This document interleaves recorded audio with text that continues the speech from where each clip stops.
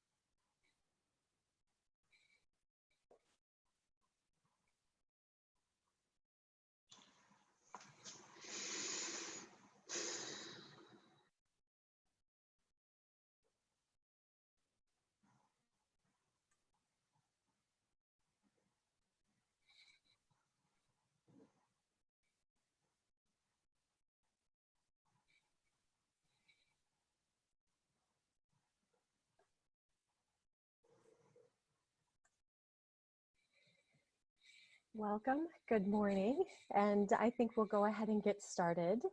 It is 10 o'clock and want to be respectful of Senator Ernst's time.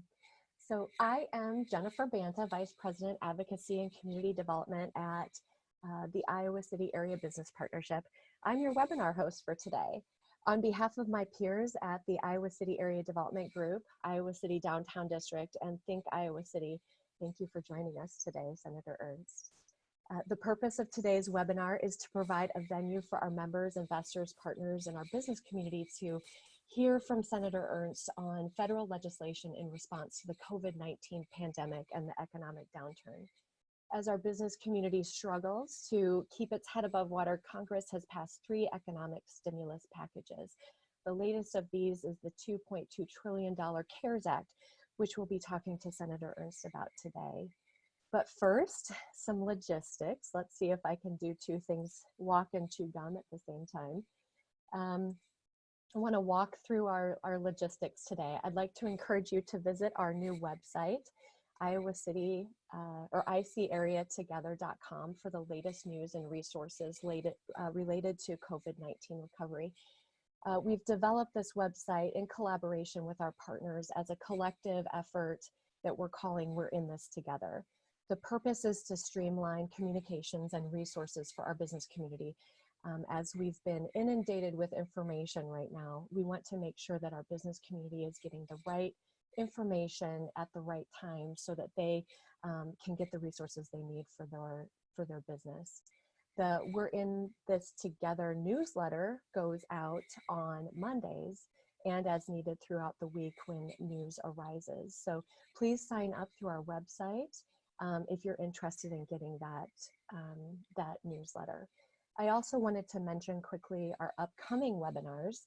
On Wednesday at 2 p.m., we'll be hearing from our healthcare community about the state of our hospitals.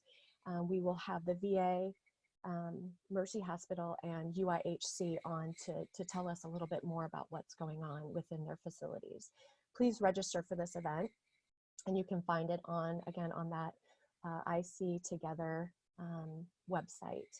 We'll also be hosting a business resource webinar on April 17th for our business owners on cybersecurity, since we've seen a little uptick in cyber crimes. So take a look at these resources and let us know if there's anything else that you're needing in order to successfully get through COVID-19. So our next step is talking about question and answers here. So the format of today's webinar is Q&A. Please click on the Q&A box to ask questions. We will either answer your question through the chat box if you have something that's more detailed, or we will ask the question live with Senator Ernst. This session is being recorded and will be posted to our joint website later today. And lastly, web traffic is high, and we are all kind of new users to Zoom, so sometimes there are issues. Please use the Q&A feature if you have questions about the platform. We do have folks standing by to assist you. So without further ado, I'd like to welcome Senator Ernst and give a little bit of an introduction here. So now, Senator Ernst, native of Red Oak, Iowa, and served in the military for over 23 years. In November 2014, Senator Ernst was elected as the first woman to serve in federally elected office from the state of Iowa, and became the first female combat veteran elected to serve in the U.S. Senate. In Washington, Senator Ernst serves on 5 Senate committees, and the one that is the most important to us today is she sits on the Small Business and Entrepreneurship Committee. So with that, Senator Ernst, I'd like to welcome you to our webcast and have you start off with some opening remarks. Yes, thank you so much. Jennifer and Emily, thank you for putting together this Zoom meeting. This is a new way of doing business, at least hopefully just in the temporary as we move through the pandemic. We are very thankful that others have joined this meeting today. And what I would like to do is just briefly talk through the different phases of the 3 packages that we have pushed through Congress already, those that have been signed into law by the president, and then we'll open up for questions and have a conversation about some of the things we have been working on through these packages. Folks, we will get through all of this together, most certainly. We know that times are difficult. So what we'll do, I'm going to start with the phase 1, kind of talk about the relief, and phase 2, and specifically, I'm sure most of the questions will be about phase 3, the $2 trillion package that was just recently passed. But I've got a ton of notes. I'll be very brief though. But the first phase, of course, we worked very quickly on that. We wanted to push that package out immediately so that relief could go out directly to our federal partners, our state and our local entities, and of course, healthcare providers on the ground, especially those right here in Iowa. That was phase 1, quickly done, pushed out the door. Phase 2 provided for free diagnostic testing for COVID-19. It provided for access for our, expanded access for our seniors, children, to vital nutrition programs. And it also provided emergency paid sick leave for those experiencing or caring for those that had COVID-19, our workers at Iowa's moms and dads. And then in the phase 3 package, again, this is the most substantial one that we've ever seen in history, in the history of Congress. And that is the package that really came to the aid of America's workforce and our businesses. And let's talk about what is included in that. So first, assistance to individuals. What were we able to accomplish there? And what we provided for was direct cash assistance payments to those that are earning $75,000. They would receive the maximum amount of a $1,200 direct assistance payment. That's the maximum amount that anybody would receive. Now, if you're a couple and you earn up to $150,000, then the maximum amount is $2,400 per couple. Now, there is an additional $500 per child age 17 and under. And we wanted to make sure that we were getting that out the door as quickly as possible. Now, we had a conversation with Secretary Mnuchin just a few days ago, and he does want those payments out in the next 2 weeks. We do anticipate it'll be probably a week, maybe a little bit longer for folks to receive those direct cash payments. So that was the first thing we were able to get accomplished. Second thing, of course, is expanded unemployment insurance. And we were able to bolster the UI system across the United States by an additional $250 billion. Of that, Iowa will receive a portion. For small businesses and nonprofits, and I am a member of the Small Business Committee, so this is what we spend a lot of our time on, at least my priorities. And the first and probably the one we get the most questions about is the Paycheck Protection Program, and that was roughly a $350 billion program that will go to small businesses. Those that have 500 employees or less typically is those that will fit into that forgivable loan program. That is now available. It became available last Friday. We do understand that there have been hiccups in that system, and literally every day we are on the phone with the Small Business Administration, with Treasury, and trying to work that out with the feds. Our bankers and lenders, credit unions, they've all let us know some of the problems that they have been experiencing, and we are literally serving as a go-between to work out some of those issues. And as you have businesses that have those issues, please let us know, because we'd love to help smooth through those wrinkles. But this is one of the most interesting programs we came out with, and it does include those who are self-employed. So if you're self-employed, we have included you. Typically, maybe wouldn't fall into a Small Business Administration loan program. We have expanded that. So now we have those that are self-employed, those that are nonprofits. Certain nonprofits will qualify for these dollars, as well as childcare providers, which is very, very important here in Iowa. The program's point was truly to keep people on payroll rather than sending them off to unemployment. We would rather keep those businesses viable. If they are able to keep their payroll going, keep those employees on board, then the chances of recovery after the pandemic, you've got your workers right there ready to go back to work, and we've been able to provide that relief.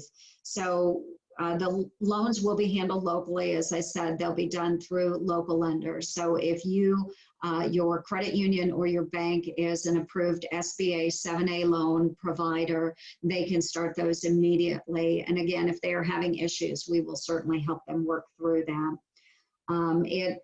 And patience is a virtue. And we want it done as quickly as possible, but please understand, again, a $350 billion package, and those rules were really pushed out in the matter of 1 week. So we will work through any issues that are existing out there. So I'll stop there, because I know that there's a lot of other things that I could go through, but what I'd like to do is try and take as many questions as possible. What I will remind everyone is, if you have specific questions for your business or your agency that maybe require us to do a little more of a technical dive, a deep dive into the rules or regulations, we'll take those questions, and my staff and I will work on those. We'll work with the agencies that are in charge of those programs, and we will get back to you on that. I want to make sure that we're responding to everybody's questions, but also providing you with the right information and resources. Wonderful, thank you for that. And we do have a list of questions, some Okay. submitted beforehand and some that are coming in. So I will try to Okay. navigate back and forth Sure. between those two. But one of the questions that we have been hearing the most is about kind of a long-term recovery program. I know a lot of our members are feeling nervous about what the next 6 months, Right. 12 months is going to look like. Mhm. Can you give us any insight into what the long-term recovery strategy will be? Right, and we are very focused on the immediate needs right now. So making sure that we did have those programs available and really pushed, and it was done very much as quickly as possible because we wanted to provide relief as quickly as possible. But we do understand that this will last longer likely than 4 weeks or 8 weeks. And the recovery period will be much longer. So while we do have the phase 3 bill done, we want to ensure that those programs are working and that we're providing the relief and the support necessary. We call this our rescue package. We do understand that long term, we may have to go back and, like I said, either make corrections with what we're engaging in phase 3, but then also looking forward. You know, what would we consider as far as a phase 4 package, possibly even a phase 5, understanding that not only, of course, as Iowans, we engage in our local economies and trade across the United States, but folks, we're facing a global pandemic. This is a big deal. So the long-term planning needs to be in place as well. So we have immediate relief. What will we focus on upcoming in phase 4, phase 5, any other follow-on packages? So long-term, yes, we are prepared to move ahead long-term. Specifically, the president did mention the other day a couple things that I'll bring up. One is the Paycheck Protection Program. It was an initial appropriation of $349 billion for those small businesses. It is a forgivable loan program. So, of course, many small businesses are rightly interested in participating in the program. So we see those dollars being drawn down very quickly. Okay, so we understand those dollars will at some point be expended. We already know that we will need to go in and refill those coffers. And the president has specifically mentioned this program and his willingness to go back and reappropriate dollars there, work with Congress on that. So we do know that that is likely to come up either phase 4 or even 3.5.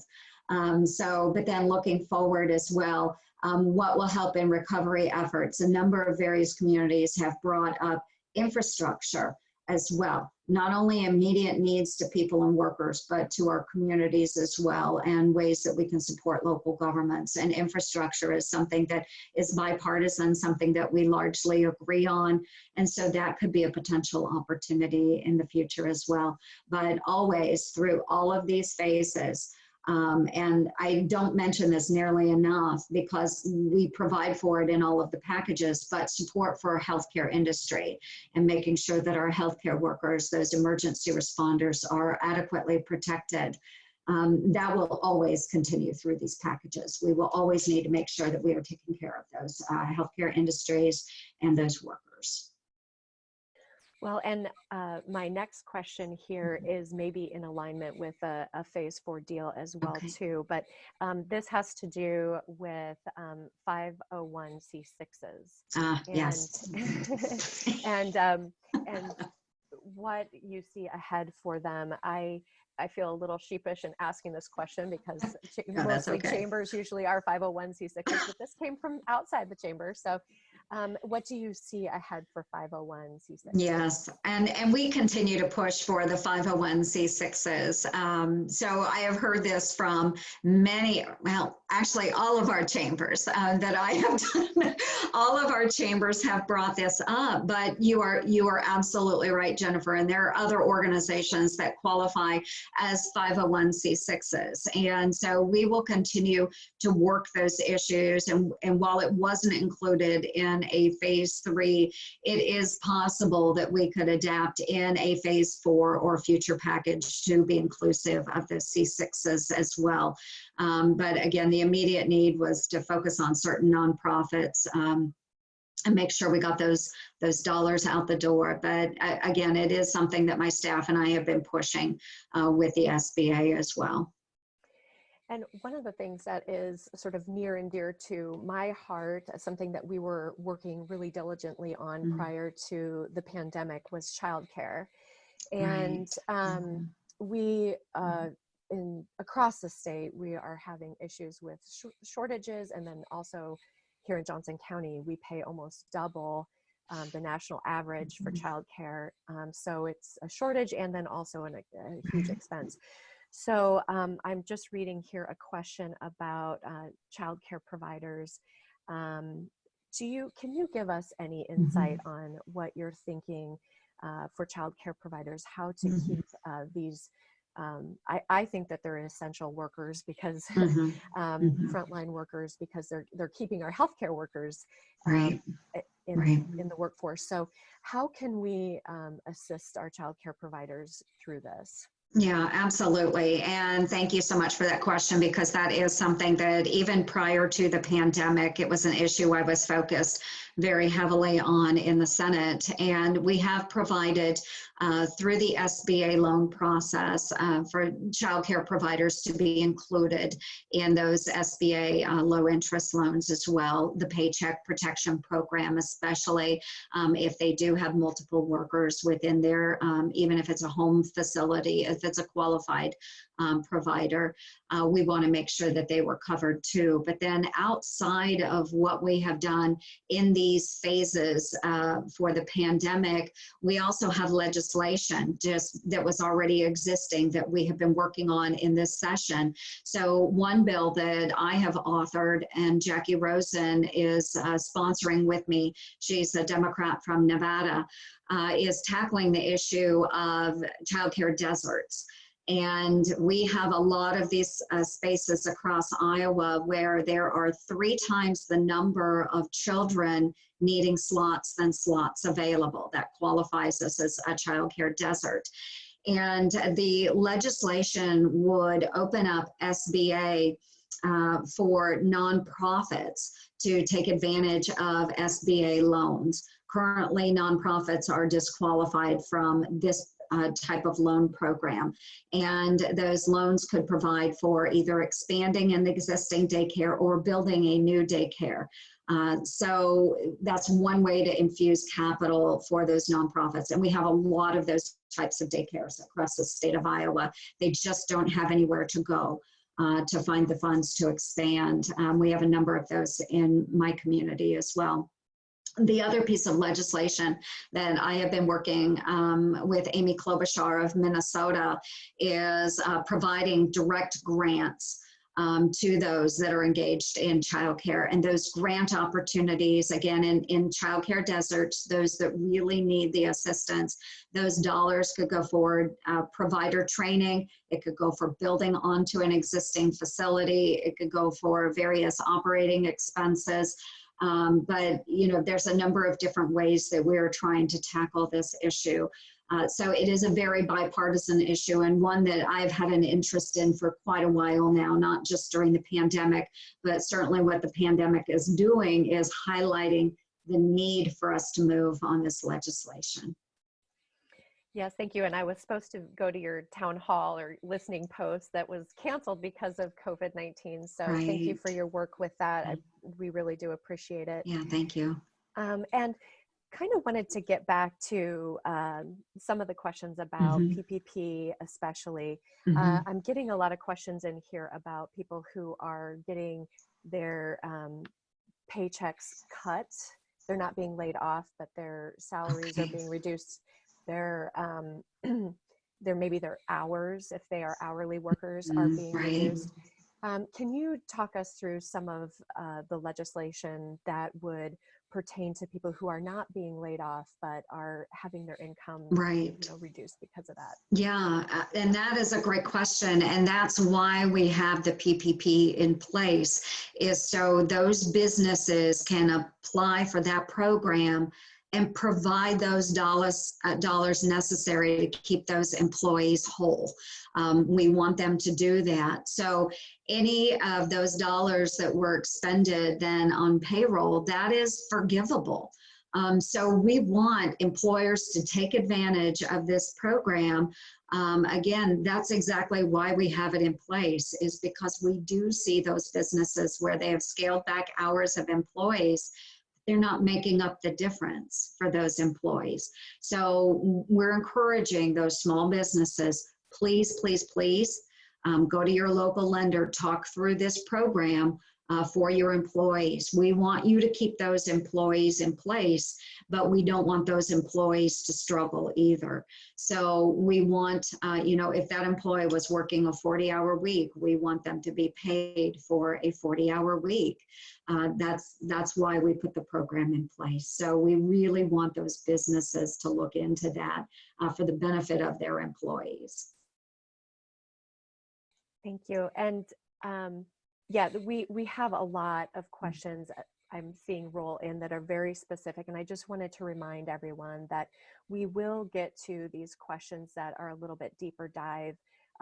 We're going to be taking down all these questions and reaching out to you via email, connecting you to Senator Ernst's office if they are things that our office can't handle. I see some questions about a job board on here, and I just wanted to mention to you that Iowa Workforce Development is working on a job board. I've seen that on the IWD website. We here in Johnson County, if you go to that website I mentioned at the beginning, we are also collecting job opportunities, and there are people hiring right now. So if you'd like to go to that website, there is a job bank or a job board there as well. One of the questions I've seen 4 or 5 times here now is, can you talk a little bit about the difference between the different types of SBA loans and the EIDL loan and the kind of some of the other loan opportunities that are out there in addition to PPP? Sure, yes. And so there are a couple different, well, there are many different programs within phase 3. And many of these are run through the SBA. So the one that is most popular right now is the Paycheck Protection Program. So that is in existence, and like I said, 500 employees or less, or dependent. We do have some questions that came from some larger employers, but they thought maybe they would qualify for a small business. I would just direct them to the SBA site, because there are formula requirements where if they are a low revenue employer but they do have over 500 employees, they may qualify under the PPE.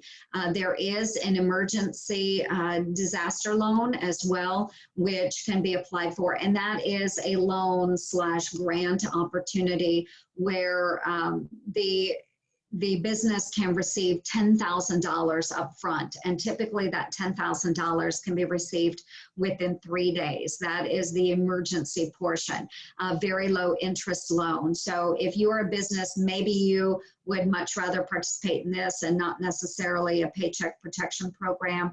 I would recommend taking a look at that emergency disaster loan, or the EIDL. There are also larger loans that are available, but that would be through not the SBA. It is for larger employers. And let me just take a look. I know that some of these programs are still, the rules are still being written, but the aid for distressed sectors, again, for larger employers, those businesses can apply for emergency funding.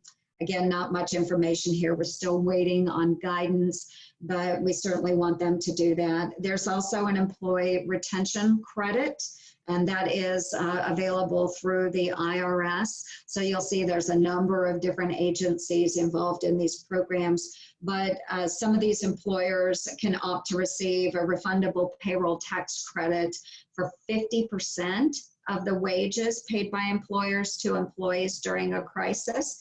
And again, that guidance will be available on the IRS website.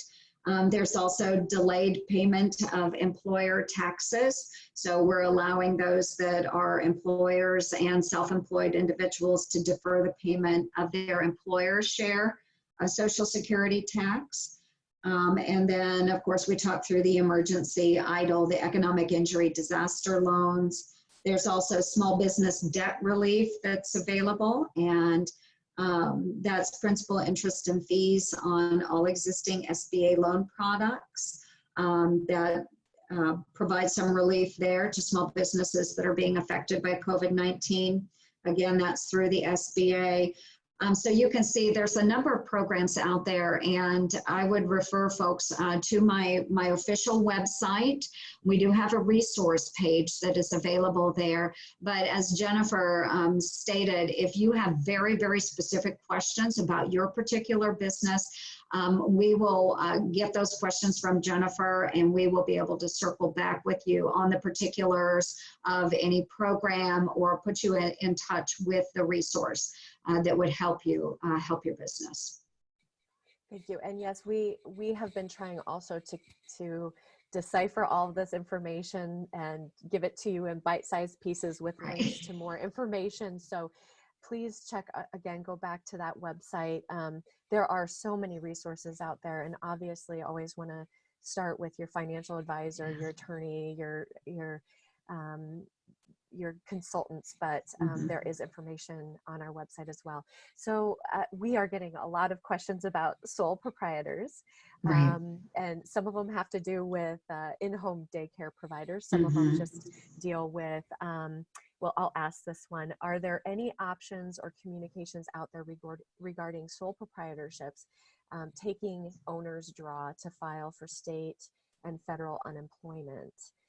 Can we add any of our owner's draw to the PPP loan total? And I know that that kind of gets into the weeds a little bit, but maybe just talk generally about what resources are out there for sole proprietors. Right, and again, going back, sole proprietors are eligible for that Paycheck Protection Program. So we want them to engage with their local lenders on that as well, or contact us or the SBA, and we can again help find those resources necessary. But that they would be included as well in that SBA program. So again, getting into specifics, maybe more tax related questions.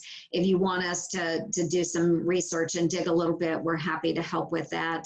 But certainly they would be eligible for that same program, you know, as I said, nonprofits, childcare centers, childcare providers, sole proprietors, those self-employed certainly are eligible for that SBA program. Awesome. Well, thank you for that. And I'm getting another quick question too about kind of going back to what we were just talking about.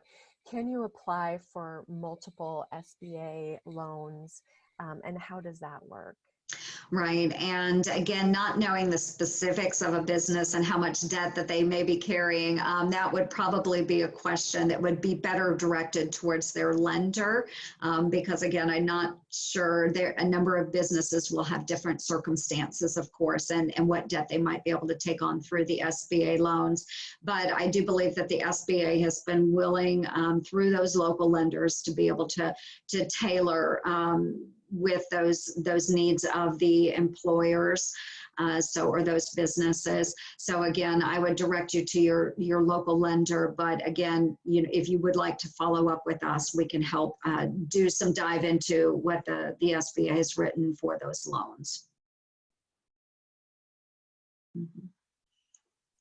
Oh, I think you're on mute, Jennifer.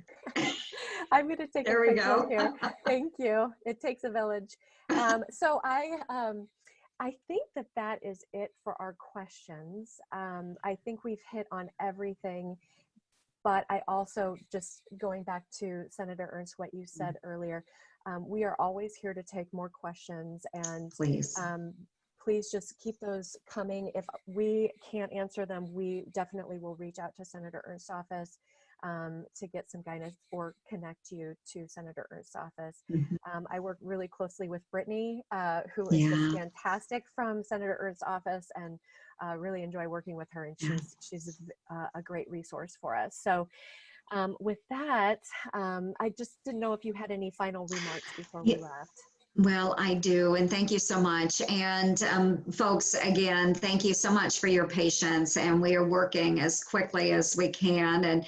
And we did have Keegan from my office on the call today as well. And Keegan is part of my Washington, D.C. staff. He and Tyler Brown have been covering down on a lot of these SBA programs.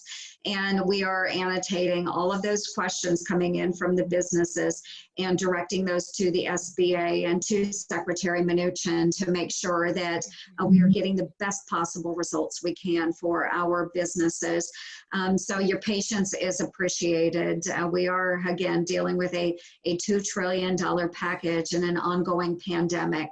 So we want to make sure we're providing the supports as quickly as we can and getting the information turned around to you as quickly as we can, understanding that some of the guidance is still being written. We're in a very, very fluid point right now, but we will continue to take all of this information provided in the phase 3 package that we have ongoing, but looking forward as well to phase 4. What can we do differently in that phase 4 to make sure that we are preparing for an ongoing recovery period for our businesses and making sure that those employees do have the proper supports.